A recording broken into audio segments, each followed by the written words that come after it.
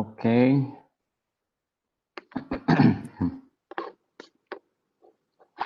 Right, kita sambung sedikit kita punya perbincangan ni. Kita ada dua sesi ni. Satu lagi 8:30 malam nanti kita buat lagi satu sesi lah.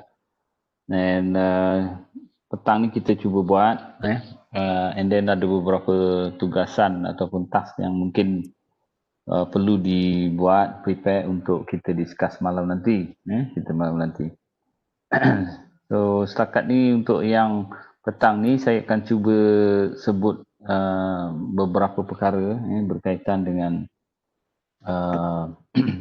kita punya kursus ni. And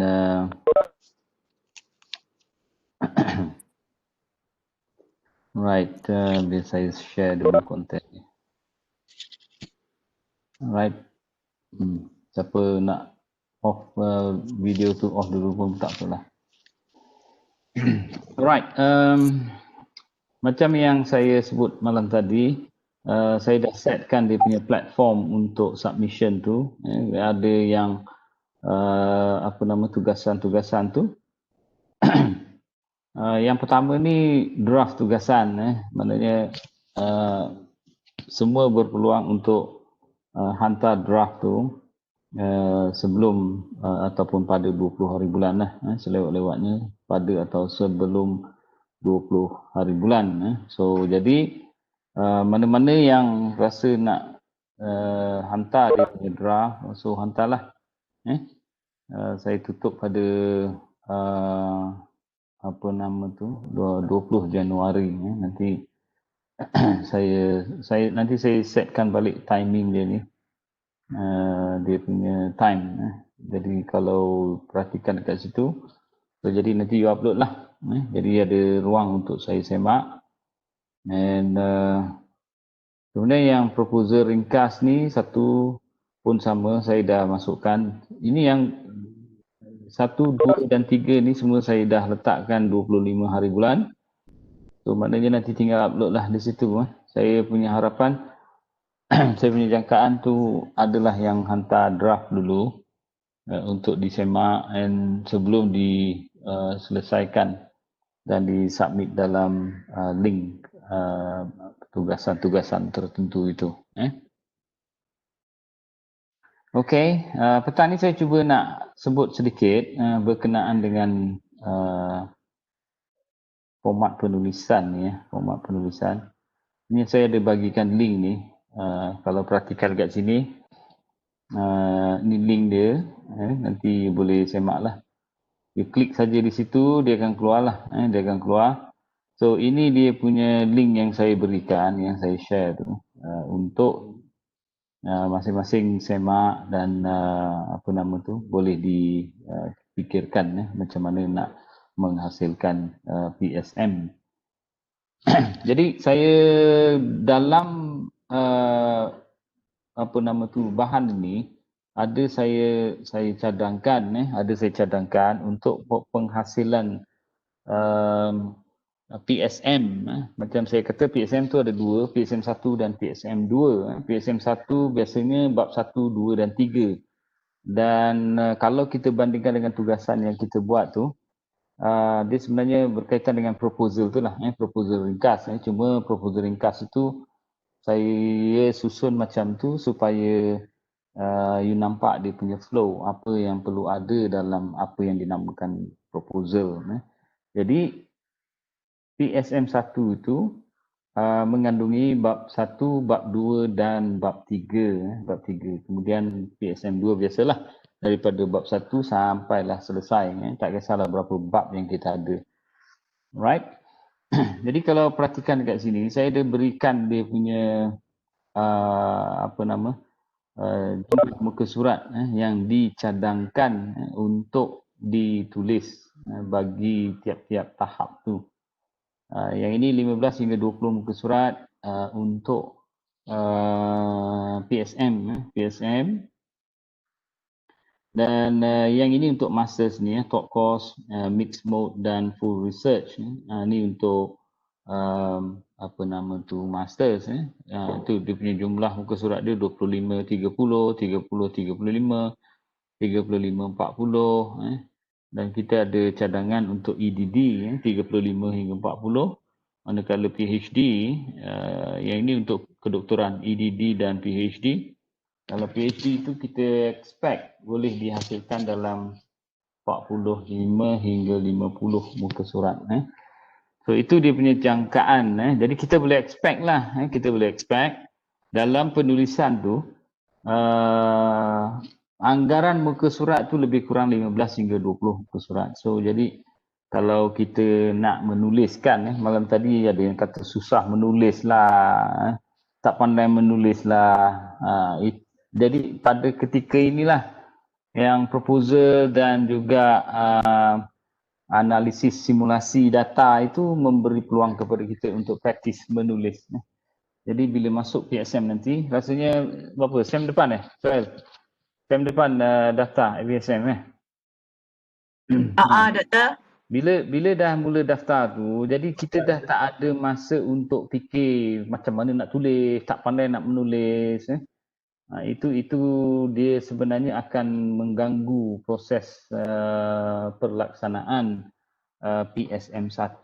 PSM1. Jadi gunakanlah waktu ni macam menyelesaikan tugasan itu sebagai latihan untuk apa yang kita kata kita tak pandai menulis, tak erti menulis, tak tahu apa nak menulis, sebagai latihan untuk kita bersedia sebelum kita buat PSM1 nanti. PSM1 nanti. So memanglah dah nak belajar menulis ni, selama ni kita tak pernah menulis, jadi sekarang ni kita nak menulis. So jadi mungkin memerlukan sedikit masa.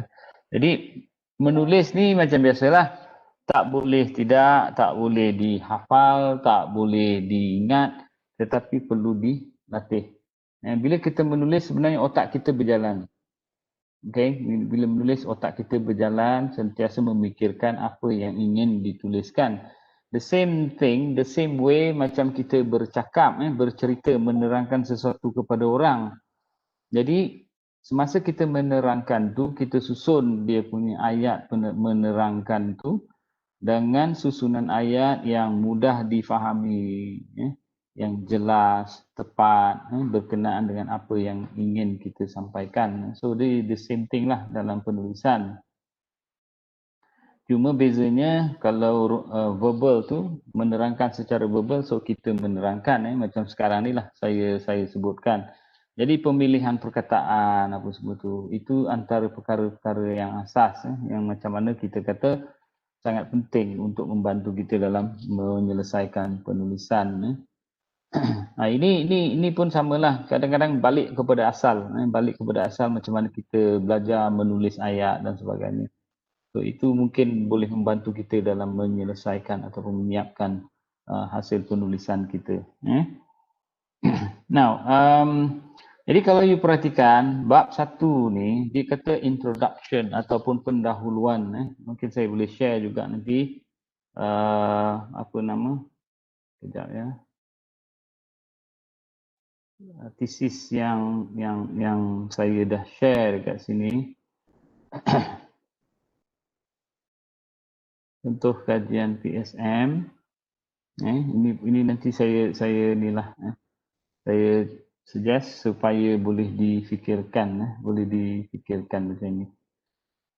Jadi kalau kita perhatikan dekat sini, bahagian pengenalan ni kalau ikutkan dia punya susun atur bab yang ada dalam bahagian pengenalan, dalam bahagian pendahuluan adalah pertama, of course, dia punya latar belakang masalah. Kalau you perhatikan kat sini dia punya susunan dia, kita ada berkenaan dengan struktur bab tu. Kalau kita mulakan satu bab tu dengan pengenalan, maknanya kita akan ada bahagian penutup. Itu dia punya format penulisan dalam bab. Bila kita start off dengan pengenalan, kita tutup dengan penutup ataupun kesimpulan ataupun rumusan. Jadi dia macam itulah. Jadi dalam penyusunan tu, kena ingat, kalau katakanlah tadi yang saya kata format tu mesti kena ikut. Kalau katakanlah dalam bab yang pertama kita ada pengenalan, kemudian kita ada bahagian penutup. Seterusnya dalam bab 2, bab 3 dan seterus sampai habis bab yang kita ada, maknanya kena ada format tu. Mesti ada pengenalan dan juga ditutup dengan penutup ataupun kesimpulan. Simple macam tu. Jadi bila kita menuliskan, selepas kita bercerita ataupun menerangkan, mengenalkan apa permasalahan yang menjadi fokus kajian kita, apa permasalahan menjadi fokus kajian kita. Katakanlah pengenalan kita berkenaan dengan pembelajaran pelajar di sekolah, pembelajaran pelajar di sekolah ataupun pembelajaran pelajar di rumah.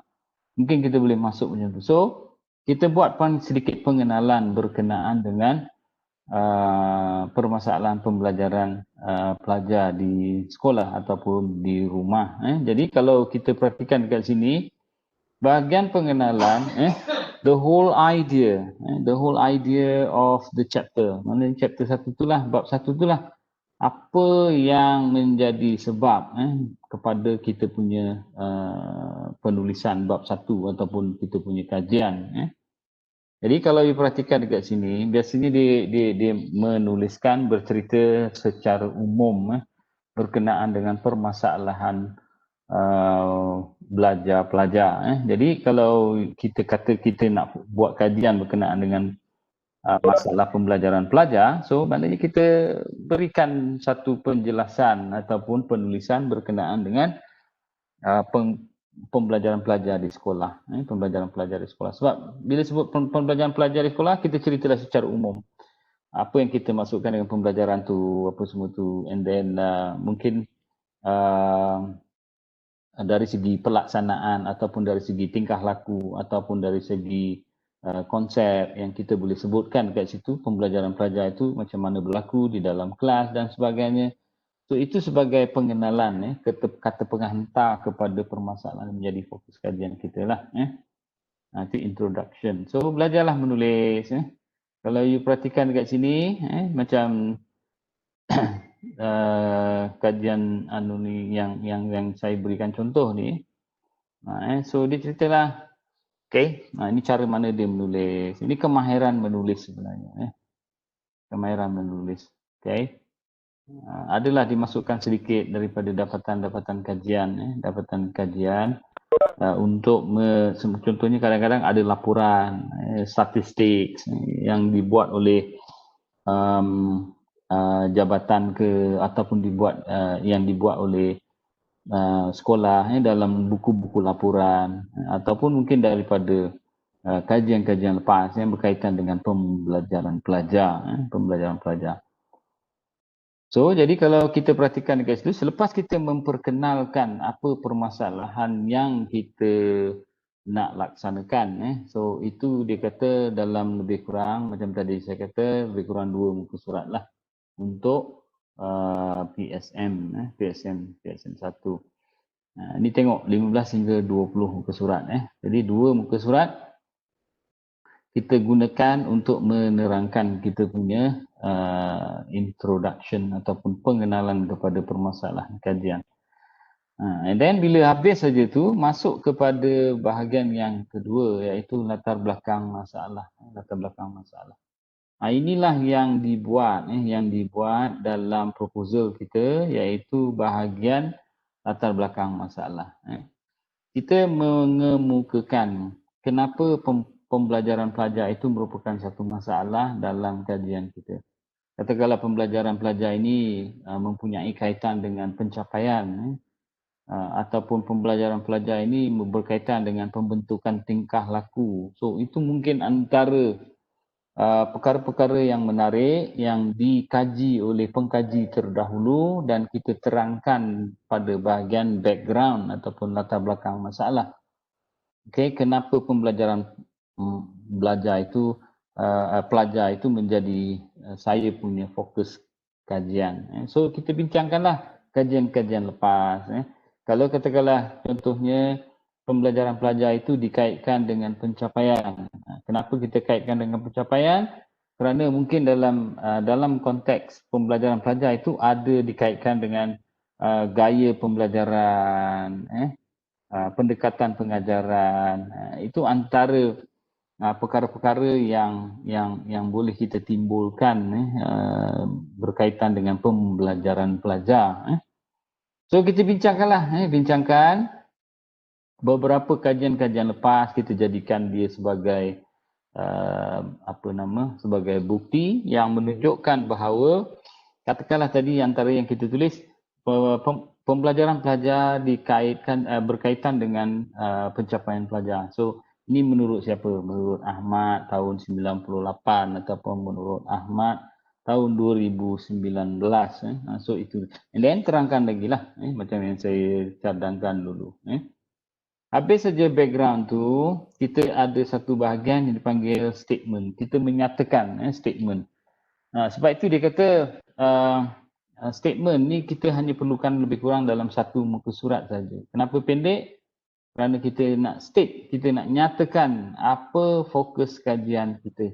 Kalau fokus kajian kita berkaitan dengan pembelajaran pelajar dikaitkan dengan pencapaian, so kita state ataupun kita nyatakan dalam bahagian ini, itulah dia fokus kajian ini, iaitu pembelajaran dikaitkan dengan pencapaian. And then mungkin yang tadi kita dah terangkan dalam background itu berkaitan dengan apa komponen-komponen yang ada dalam topik pembelajaran itu. Satu daripadanya gaya lah, sikap dan sebagainya itu kita nyatakan pada bahagian pernyataan masalah ini secara spesifik. So macam mana permasalahan itu ataupun variable itu saling berkait.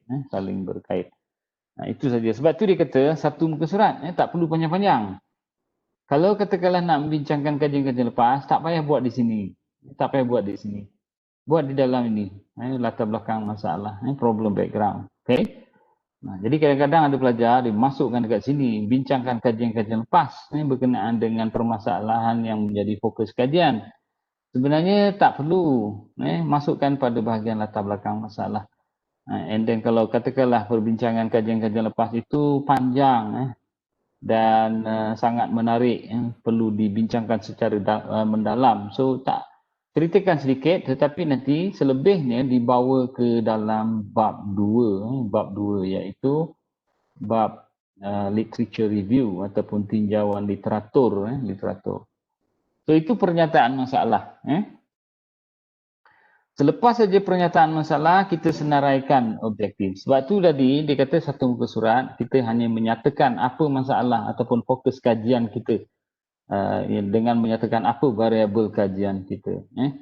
Itu saja. So lepas itu habis saja, masuk kepada research objektif dan juga research question ataupun objektif kajian dan juga persoalan kajian. Jadi dalam dua bahagian ini, kita cuma senaraikan saja. 1, 2, 3, 4. 5 dan seterusnya lah kalau ada banyak.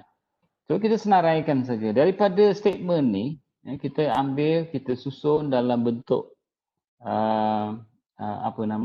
objektif dan juga persoalan kajian. Ini kalau kita perhatikan, ini dia pernyataan masalah. Pernyataan masalah pendek saja, satu muka surat. And then dia punya objektif dia senaraikan. Okay. Objektif kajian adalah seperti berikut, mengenal pasti sama ada faktor galakkan pihak pentadbir, bla bla bla. Kemudian yang kedua, faktor kemudahan komputer, bla bla bla. Faktor yang ketiga iaitu objektif yang ketiga iaitu faktor keyakinan guru. Sebab dia dah bincangkan kat sini. Yang menjadi fokus adalah galakkan pihak pentadbir, kemudahan komputer dan juga keyakinan guru untuk menggunakan komputer di dalam kalangan guru-guru teknikal. So itu dalam bahagian objektif. Kemudian selepas disusun dalam bentuk penomboran tu, kita teruskan dengan persoalan kajian. Dalam persoalan kajian, so kita nampaklah dekat situ. Bezanya dengan objektif ni, kalau objektif ni dalam pernyataan, bukan dalam bentuk ayat pertanyaan, ayat tanya, tetapi dalam bentuk pernyataan. Kat sini kita susun semula dalam bentuk ayat tanya. Okay. Sini contoh dia lah. Okay. And then yang lain-lain ni, kepentingan kajian, batasan kajian, ini nanti tinggal you masukkan saja. Yang penting sekarang ni semuanya berkaitan dengan kajian yang kita nak laksanakan. Yang kita nak laksanakan. So, itu dia punya cadangan lah. Jadi kat sini saya sengaja masukkan hipotesis, kemudian kita ada theoretical framework. Sebenarnya kadang-kadang ada kajian PSM ni taklah sampai dimestikan untuk membincangkan tentang kerangka teori, kerangka teori. Itu dia punya amalan yang biasa kita laksanakan. Sebab itu dia kata undergraduate project is not compulsory because it is more to presenting the nature of the problems. Jadi kita cuma nak present saja secara deskriptif apa permasalahan yang kita kaji tadi. Itu dia punya cerita lah. Bukan tak boleh, boleh. Tetapi kalau tak mampu nak buat, tak ada masalah. Maknanya not compulsory. Manakala kalau masters tu, PhD of course adalah compulsory. And then selepas itu masuklah kepada conceptual framework, kerangka konseptual.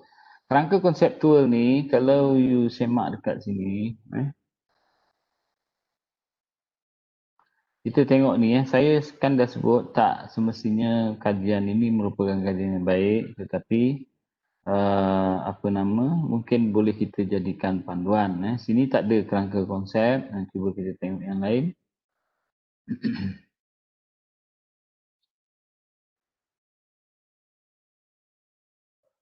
Okay, ni tengok yang satu lagi, ada tak kerangka konsep?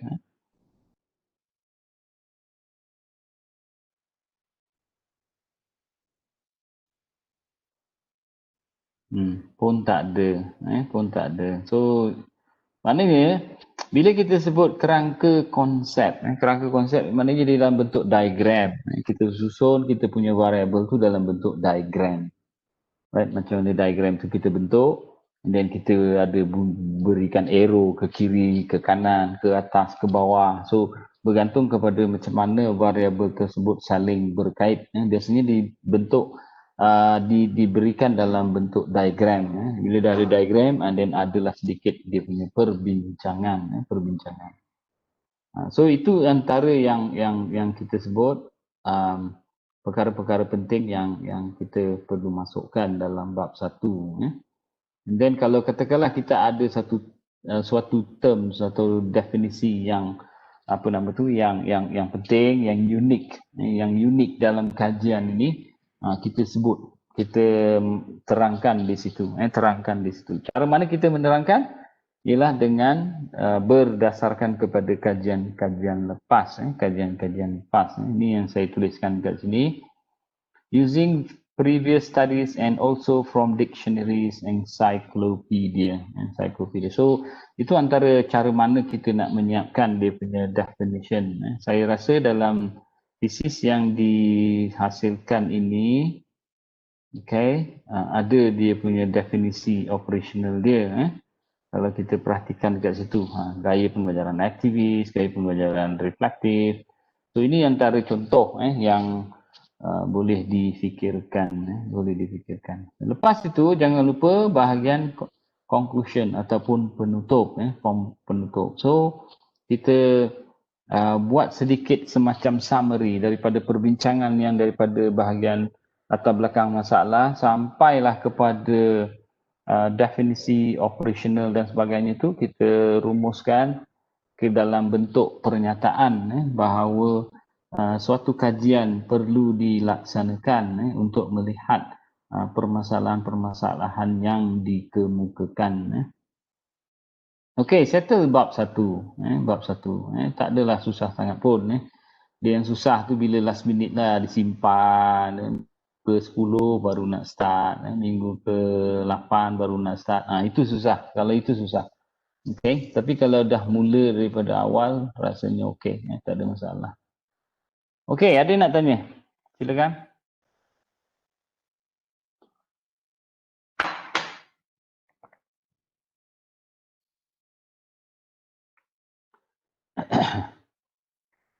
Doktor, Ya, silakan. nak tanya yang berkenaan dengan assignment proposal ni lah. Yang Okey. 6.0 tu, yang reka bentuk kajian tu, saya kurang pasti bahagian tu macam mana. Okey. Apa yang tak faham? Dia sebenarnya reka bentuk tu dia macam masuk kualitatif tu kan? Ke tak? Dia melalui 10 kajian lepas yang kita masukkan tu.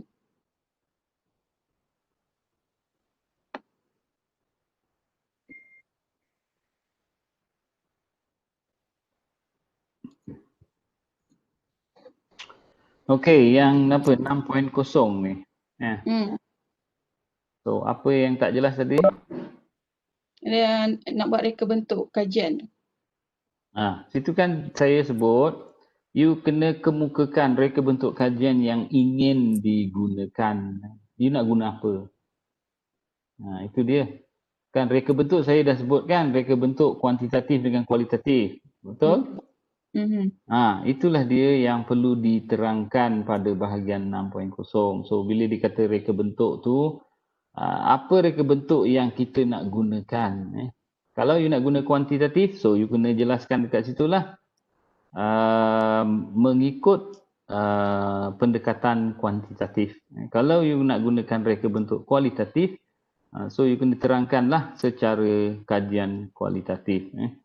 And then dia punya bahagian-bahagian yang perlu diterangkan, reka bentuknya, kemudian populasinya dan persampelannya, cara mana dipilih, apa semua tu. And then instrumen kajian, macam mana dibangunkan ataupun macam mana disediakan. Sama ada guna yang lepas ataupun bangunkan sendiri. Kemudian yang keempat, dia punya analisis data, cadangan analisis data yang akan digunakan. Kalau you perhatikan, of course, kuantitatif analisis datanya analisis data statistik. Cuma kita kena nyatakanlah, bincangkan kat situ analisis statistik yang mana satu yang akan digunakan.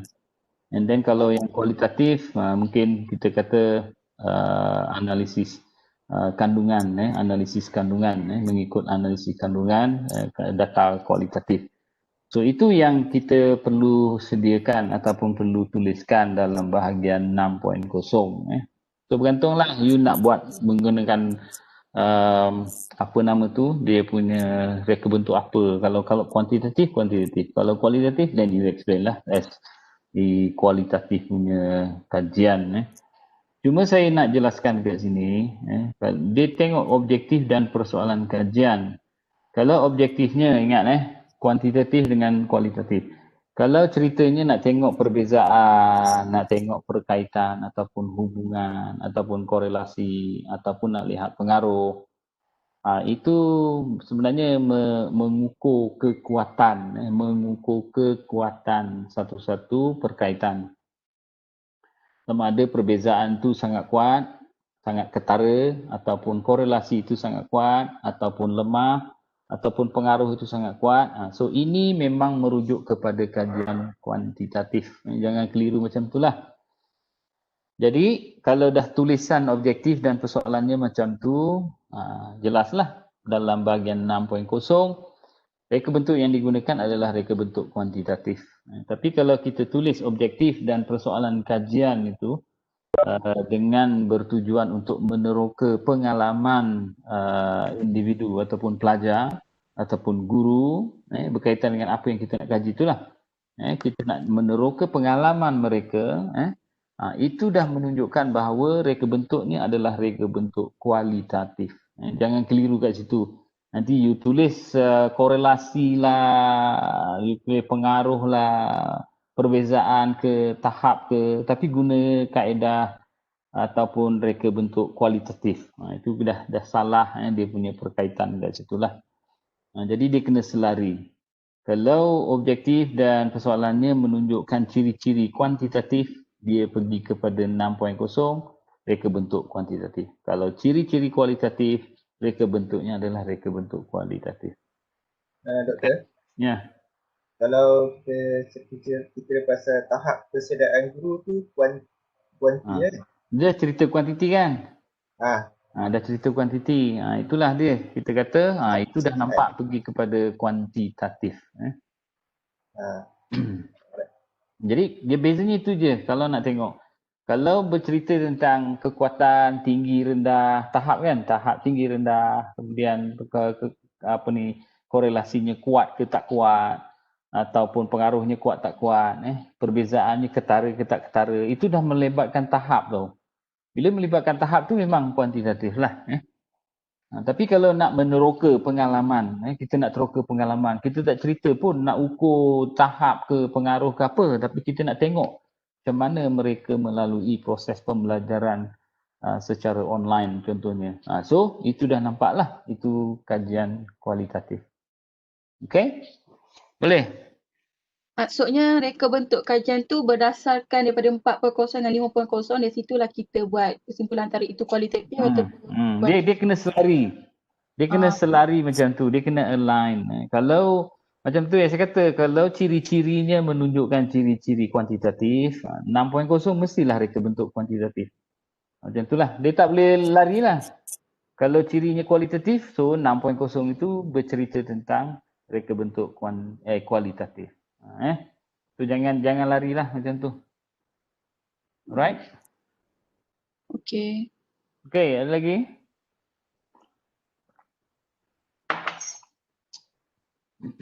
Sampel kajian tu macam mana ya, doktor?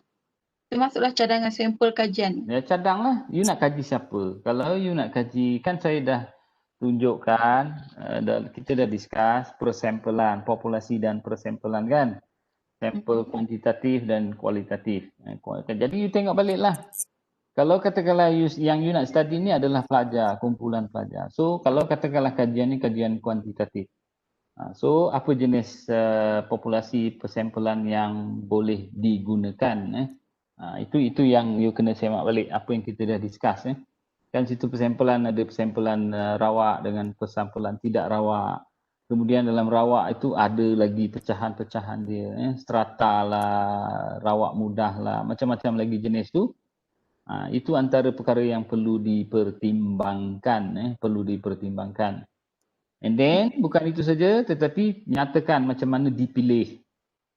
Okay, dipilih. Kalau guna strata, rawak berstrata, so nyatakan macam mana kita akan pilih mereka. Kalau secara rawak mudah, macam mana kita buat dalam proses memilih mereka. Itulah dia, sebab tu dia kata cadangan. Macam mana kita memilih sampel kajian tu. Alright? Jangan lupalah tengok balik tu apa yang saya berikan.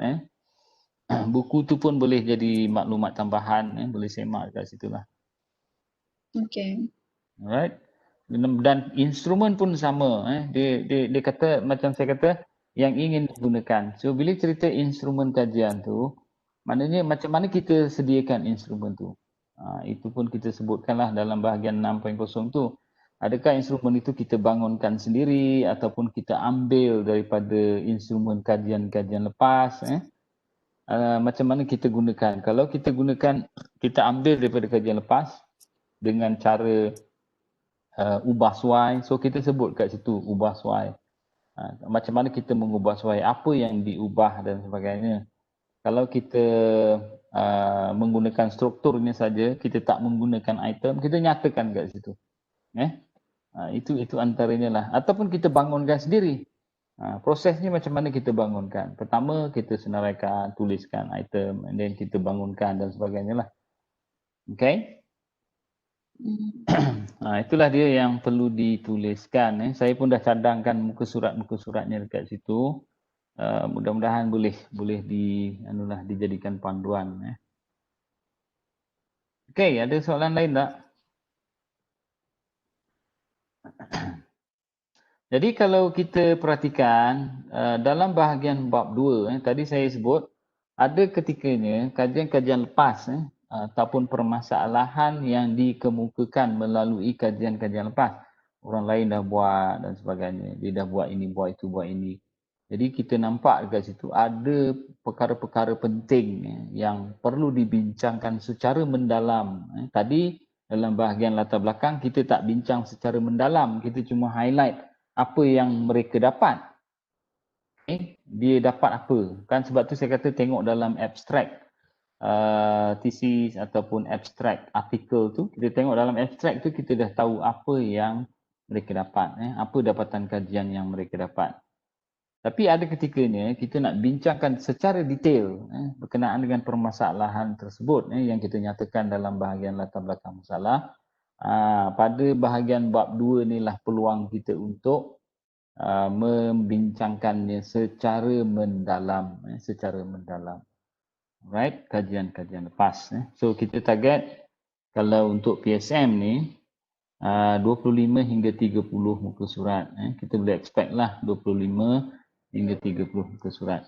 So you tengoklah dekat sini macam mana dibincangkan. Biasanya dia bahagikan, biasalah pengenalan and then teori-teori berkaitan yang digunakan, teori pembelajaran. Terserahlah apa benda yang kita nak masukkan. Kalau katakanlah tadi dia mengkaji tentang pembelajaran, gaya pembelajaran pelajar ni, ada teori-teori khusus yang berkaitan, yang menerangkan tentang gaya pembelajaran. So inilah dia antaranya. Gaya pembelajaran dia discuss secara detail, gaya pembelajaran Kolb, experiential learning, kemudian ada gaya pembelajaran Honey, Mumford. So diterangkanlah, dibincangkan kajian-kajian lepas, reflektif. Okay. And then secara detail, and then kajian-kajian lepas dia masukkan dalam subtopik tersendiri berkenaan dengan kajian-kajian lepas berkaitan dengan gaya pembelajaran pelajar. So dia bincangkanlah semua gaya kajian-kajian lepas. Satu-satu dia bincangkan. Ini yang saya kata tadi, kadang-kadang kita nak bincang secara detail dalam bahagian latar belakang masalah.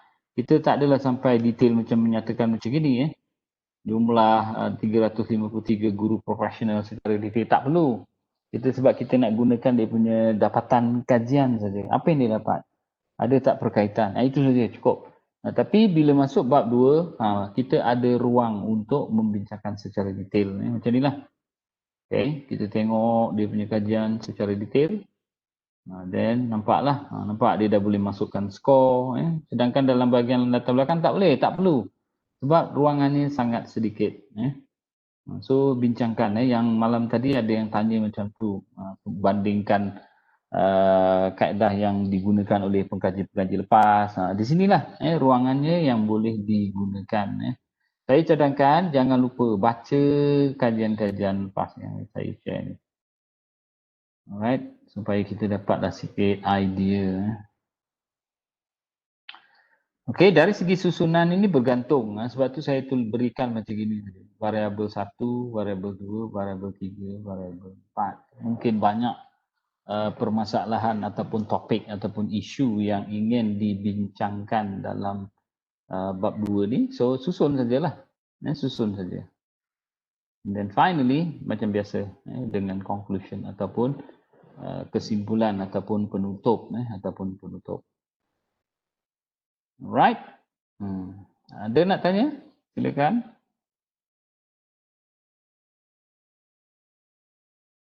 Now, kalau dah habis tu, kita masuk kepada bahagian metodologi. Inilah di mana bab di mana kita menerangkan macam mana kajian itu akan kita laksanakan. Right? Itu dia punya key dia punya inti dia, makna kepada bab 3, metodologi kajian ini. Jadi kita terangkan macam mana kajian itu dilaksanakan. So balik kepada proposal ringkas yang kita buat tu, 6.0 ni lebih kurang macam ni lah, lebih kurang macam ni. Cuma 6.0 tu dia singkat saja kan, dalam paling banyak pun 5 muka surat. Tapi dalam sini kita expect untuk PSM 15 hingga 20 muka surat, 15 hingga 20 muka surat. So antara perkara-perkara yang perlu dibincangkan, yang perlu dibincangkan, sekejap ya. Perkara-perkara yang perlu dibincangkan dalam bab 3 ni, kalau ikut yang saya bagikan ni, contoh yang saya bagikan ni. Inilah bab 1 dia, and then ni bab 3 dia. Sekejap. Ini dia punya isi kandungan bab 3. Bab 3, apa yang perlu dituliskan. Kenapa saya kata tadi, penjelasan berkenaan dengan bagaimana kajian itu dilaksanakan. Okay? Jadi, selepas pengenalan itu, kita cerita tentang reka bentuk kajian yang digunakan dalam kajian ini. Yang akan digunakan dalam kajian ini. Okay, ceritalah kalau kuantitatif, kuantitatif lah. Kalau kualitatif, kualitatif. Okay, so kena terangkan dekat situ macam mana reka bentuk tersebut digunakan. Okay, lepas itu kat sini dia ada sebutlah tempat kajian pun boleh masukkan, nak masukkan tak ada masalah. And then dia kat situ sampel kajian, populasi sampelan. Macam mana populasi, siapa kita punya responden. Okay, siapa kita punya responden. And then itu detail lah siapa kita punya responden. Pelajar tingkatan 4, pelajar tingkatan 5, pelajar tingkatan 1, pelajar tingkatan 3, pelajar darjah 6. Itu dia spesifik. Itulah dia menerangkan tentang populasi kita siapa. Siapa kita punya responden. Kita terangkanlah siapa mereka tu. Okay. And then bila kita sebut sampel tu, katakanlah populasi dalam daerah Johor Bahru, dalam daerah KL, tingkatan 4, pelajar sekolah tingkatan 4, tingkatan 4 di seluruh Kuala Lumpur berjumlah 10,000 orang. 10,000 orang pelajar tingkatan 4 seluruh Kuala Lumpur. Itu kalau kita mengkaji semua sekolah di Kuala Lumpur. Kalau kita hanya mengkaji 1-2 sekolah, so tak adalah sampai 10,000 tu. So katakanlah sekolah ni kita nak kaji perbandingan antara 2 sekolah, sekolah A dan sekolah B. Contohnya campurkan semua dia punya populasi, katalah ada sekolah A dia ada tingkatan 4 tu dia ada 6 kelas. Alright, and then tingkatan sekolah B tu dia ada 6 kelas juga. So kalau katakanlah setiap kelas tu dia ada 3, right? 30 orang. So 6 kelas maknanya 6 kali 3 18. 180 orang. And then campurkan sekolah B 180 orang juga. So kita akan ada 360 pelajar tingkatan 4. Kadang-kadang dari segi 360 ini kita nak gunakan kaedah persampelan. Sebab dia punya populasinya keseluruhan pelajar tingkatan 4 yang berjumlah 360 orang. Itu dia punya populasi. Populasi ni keseluruhan responden. Sampel tu macam saya kata dulu, kita cuma ambil sedikit untuk memudahkan kita membuat kajian. Jadi kalau kita hanya ada 360, kadang-kadang kita tak nak gunakan sampel yang dalam sampel yang kecil. Kita gunakan sekali 360 itu sebagai kita punya populasi dan juga sampel kajian kita. So kita ambil semua sekali. So itu kita terangkan dalam proses persampelan tersebut lah. Dalam persampelan tersebut secara detail. Kalau ada jadual, berapa orang pecahan dia, so nyatakan dekat situlah. And then seterusnya kita terangkan tentang instrumen kajian. Right, instrumen kajian. So instrumen itulah yang kita terangkan. Kalau kuantitatif biasalah kuesioner, soal selidik, ujian bertulis ke apa kan, ujian kemahiran. So instrumen yang digunakan ataupun walaupun kajian kualitatif tapi menggunakan soal selidik pun ada, iaitu soal selidik terbuka. Macam yang kita minta you buat tugasan analisis data simulasi tu. Situlah dia fungsinya untuk memberi peluang kepada kita untuk membuat exercise, latihan macam mana menyediakan instrumen. Okay. So kita terangkan pada bahagian itu, instrumen kajian, macam mana kita sediakan, macam mana kita bangunkan, apa konstruk yang ada. Ini saya pun dah contohkan hari itu. Okay, contohkan hari itu. Dia punya soal selidik tu, soal selidik yang disediakan dekat sini.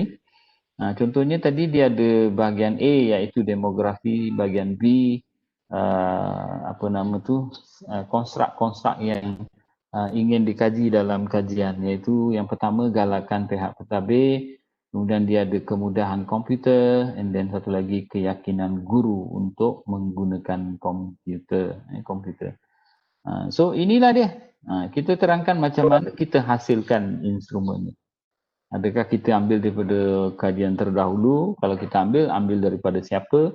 Dan apa yang kita buat? Adakah kita ambil 100% ataupun kita ubah sesuai? So kita kena nyatakan. Kalau kita bangunkan sendiri, so maknanya kita bangunkan sendirilah. So that is the instrument yang perlu dijelaskan. And then bila cerita tentang data analisis ni lah kita terangkan apa jenis analisis yang kita akan gunakan. Sesuai dengan kaedah ataupun reka bentuk yang kita dah set lah. Kalau kuantitatif maknanya analisis datanya adalah analisis data kuantitatif. Kalau reka bentuk kajian kita kajian kualitatif, so analisis data yang kita cadangkan adalah analisis data kualitatif. Okay, and then satu lagi yang saya rasa cukup penting iaitu pilot study. Instrumen yang kita dah bangunkan tu, sebelum kita gunakan dalam kajian kita try dulu. Kita test dulu kepada kumpulan pelajar kecil, kumpulan kecil pelajar untuk melihat sama ada kita punya instrumen ini sudah ready untuk digunakan. Kita akan buat analisis kebolehpercayaan dan kita juga buat analisis kesahan dan kebolehpercayaan. So semak balik kat situ, kesahan dan kebolehpercayaan. Itu kita jelaskan. And then ethical decision. Ini keputusan etika. Katakanlah melibatkan ada isu-isu kerahasiaan ataupun isu-isu personal yang kajian kita yang kita buat itu memang menyentuh aspek-aspek yang sangat personal. So ini antara keputusan-keputusan etika yang perlu kita nyatakan kat situ. Apa yang kita buat, kenapa kita buat, dan bagaimana kita buat. Itu dia punya cerita dalam bab 3. And then finally macam biasalah conclusion. Alright.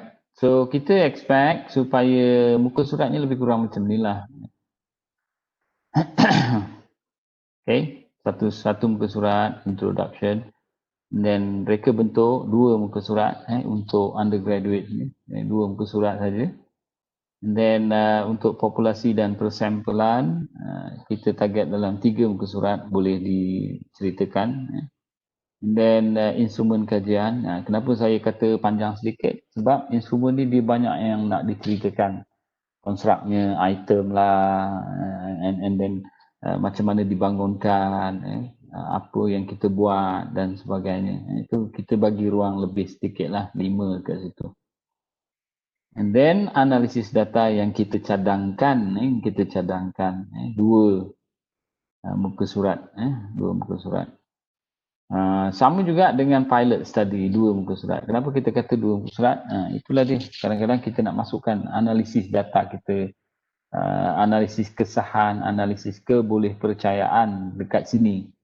Supaya orang semua jelas bahawa instrumen yang kita dah sediakan itu adalah instrumen yang sah dan boleh dipercayai untuk digunakan dalam kajian kita. Sama juga etika ni dan juga finally dia punya conclusion. Okay. Ada soalan? Silakan.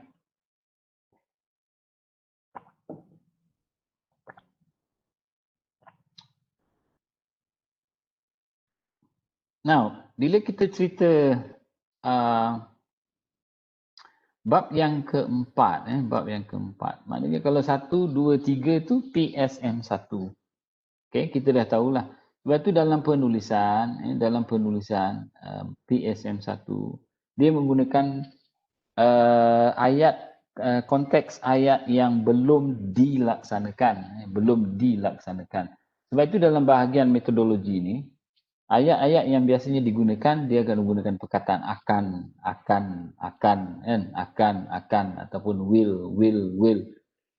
So itu dia punya cara kita menuliskan dalam PSM1. Sebab semuanya belum dilaksanakan. Jadi kita kajian ini akan menggunakan, kajian ini akan memilih, kajian ini akan menganalisis. Macam itulah dia akan. Tetapi bila you dah siapkan nanti PSM 2, maknanya 1 sampailah habis, dia kena ubah tu. Dia dah tak boleh ditulis dalam perkataan akan, dia dah tak boleh ditulis macam tu. Yang perlu ditulis adalah telah ataupun tulis sahaja pernyataan ayat tu tanpa menyebut perkataan akan ataupun telah. Okay, so itu kena ubah. Kadang-kadang ada pelajar dia tak ubah. Bila dia tak ubah, nanti bila orang baca dah PSM 2 tapi masih lagi akan. Itu ada sedikit kesilapan yang perlu diperbaiki. Okey, ada persoalan? Jadi kalau saya boleh berikan ini pandangan berkenaan dengan kajian PSM dikaitkan dengan kaedah penyelidikan. So kita kena jelas kat situ bahawa bab 1 sampailah bab yang terakhir itu merupakan laporan flow kepada kita punya penyelidikan. Right? Itu kita kena maklum kat situlah. Sekarang ni kita tengok yang ini. Tadi saya dah sebut, ni pun dah jelas rasanya. And then laporan analisis data. So saya dah cadangkan tentang instrumen yang digunakan ini. Bolehlah ambil saja, buat analisis. Nak berlatih buat analisis.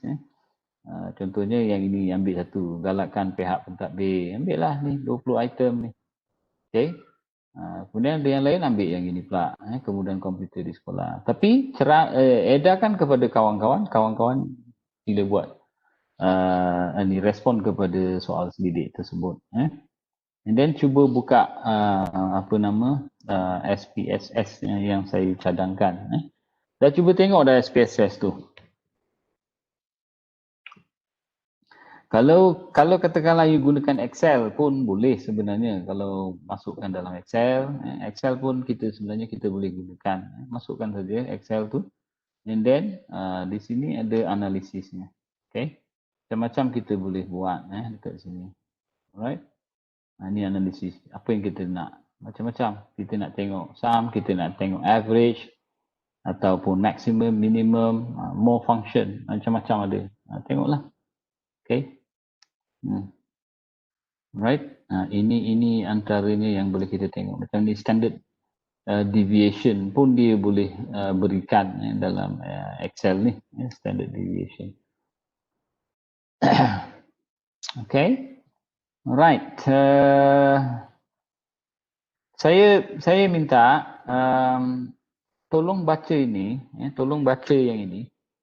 4 dan 5 ni. 4 dan 5. Okay. Ada dua benda yang saya minta you baca untuk malam ni. 4 dan 5 ni cuba baca, fahamkan betul-betul apa bendanya. And then yang kedua, ini ada masa sebelum sampai malam ni. Cuba setkan soal selidik tadi tu. Satu soal selidik tertutup, macam ini soal selidik yang daripada thesis ni. Satu lagi soal selidik yang terbuka,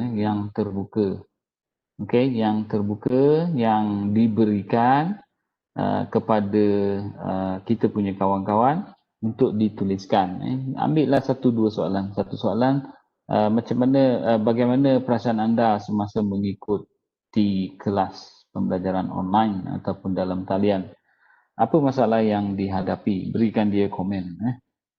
Kenapa ianya menjadi satu masalah dalam pembelajaran dalam talian? So dia komen. So kawan-kawan tolong komen lah. Pulang balik and then start analisis macam yang semalam saya sebut. Gunakan color code and then try cuba ataupun cuba menuliskan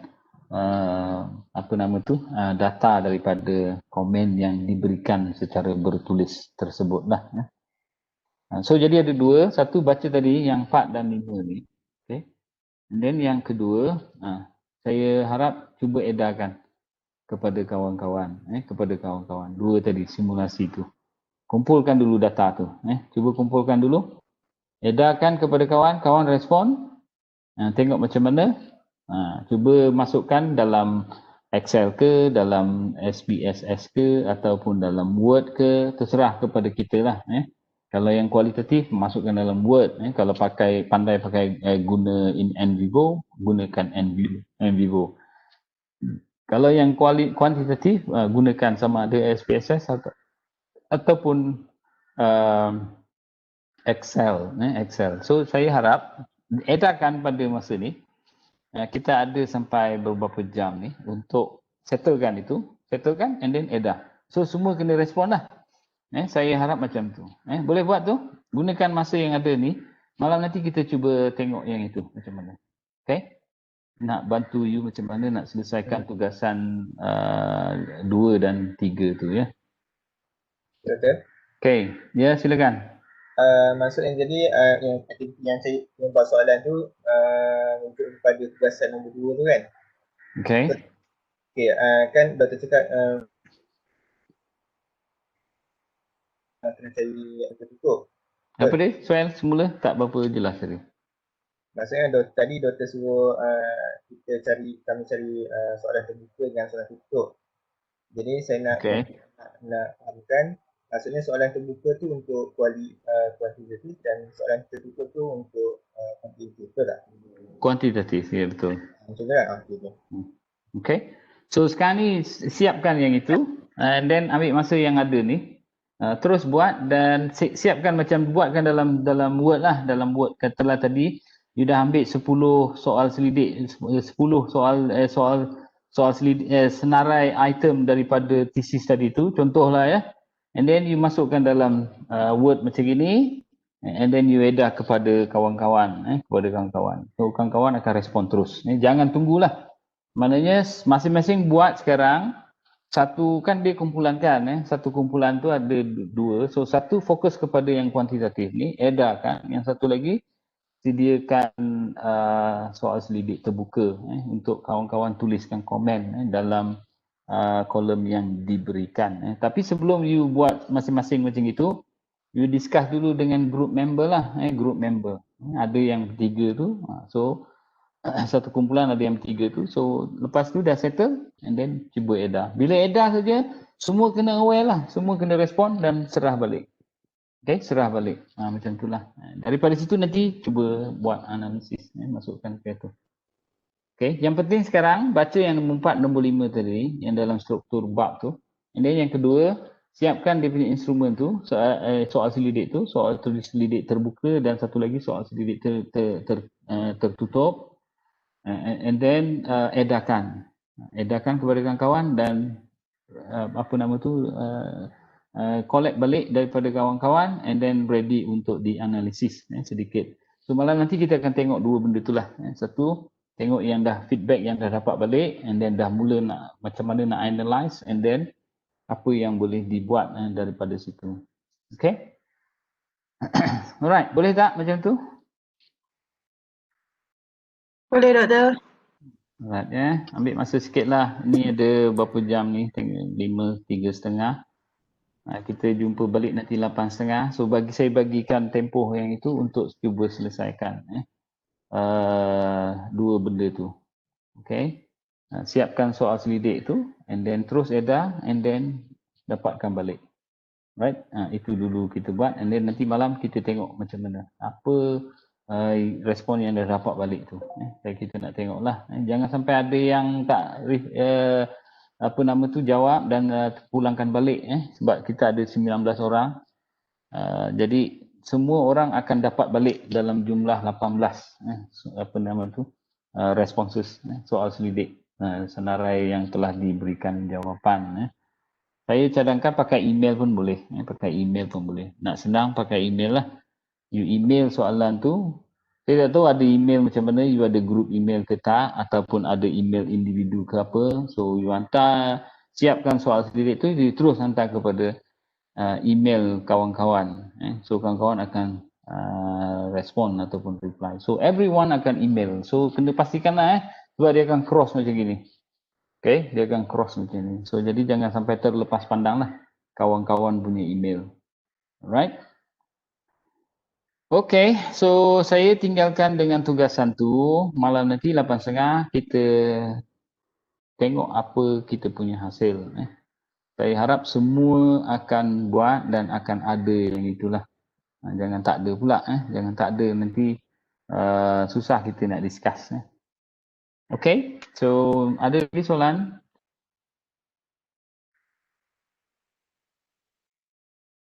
Kalau yes, Fail. Kalau yang soalan terbuka, soalan yang sedikit tu kan, kita buat by Google Form pun boleh lagi senang kan tu? Tak kisah, terserah kepada awak yang mana lebih selesa. Sekarang ni pun banyak yang gunakan Google Form. Cuma kadang-kadang ada orang tak suka satu pergi page sebelah, satu lagi page sebelah kan. Kena jawab dulu baru pergi page sebelah. Ada orang dia tak nak yang macam tu. Ada orang dia nak tengok keseluruhan baru dia tick satu macam tu. Tapi tak kisah. Untuk latihan ni you nak buat ke apa ke terserah. Yang penting bagi memudahkan kawan-kawan untuk memberikan respon. Kalau semua nak gunakan Google Form pun tak ada masalah. Silakan. Okay? Ada lain lagi? Doktor, kalau untuk assignment 2 tu, kalau kita still guna Google Form pun boleh juga kan doktor? Ke Yalah, kita gunakan Word? Macam tadi lah saya kata. Ikut you punya keselesaan. You punya keselesaan. Okay, you rasa you selesa guna Google Form, tak membebankan orang yang nak memberikan respon pun boleh, tak ada masalah. Okay? Okay doktor. Alright. Okey, kalau tak ada, saya tinggalkan dengan sedikit tugasan tu untuk sebagai exercise lah. Teruskan. And kita jumpa balik nanti jam 8 malam, 8.30 malam. Okey semua, terima kasih banyak. Terima kasih doktor. Thank you doktor. Terima kasih doktor.